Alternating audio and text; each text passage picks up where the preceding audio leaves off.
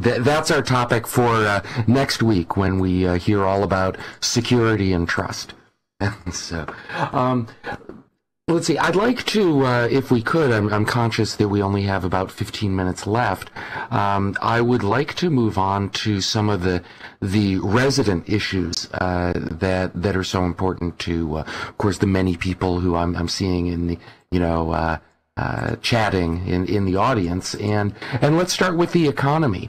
You recently provided a fairly detailed report on the first quarter in world economy. What do you see as being the most important statistics from a strategic perspective for Linden Lab?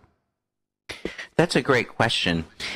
We have incredibly rich data inside the company. As a matter of fact, we have a company-wide dashboard that's accessible to everybody in the company, and it has 371 different metrics that are updated by the minute, by the week, by the month, and by the quarter. And there are a couple that I have my eye on literally all the time because there are screens about 20 feet away that I can see, that Philip can see, that anyone in the lab can see. And those screens have a couple of really important metrics. One is concurrency.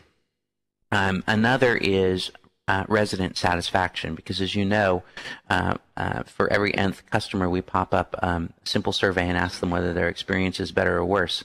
And we can immediately tell when something is amiss because we'll see a change in the satisfaction curve. And it's absolutely astounding how quickly that happens, and it can be a leading indicator for us if there are other problems. So we watch those two carefully. They're less about the economy and they're more about platform stability and resident satisfaction. But the ones that I regularly look at are monthly active users, returning active users. Both of those we've been sharing. New registrations, monthly unique repeat logins, which I talked a lot about on Hamlet's blog.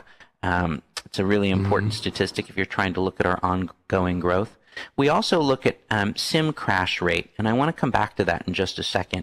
Viewer crash rate, user transactions, Lindex volume, land sales, and average price per land in the secondary market. Those are some of the ones that I make sure that I look at on my dashboard all the time.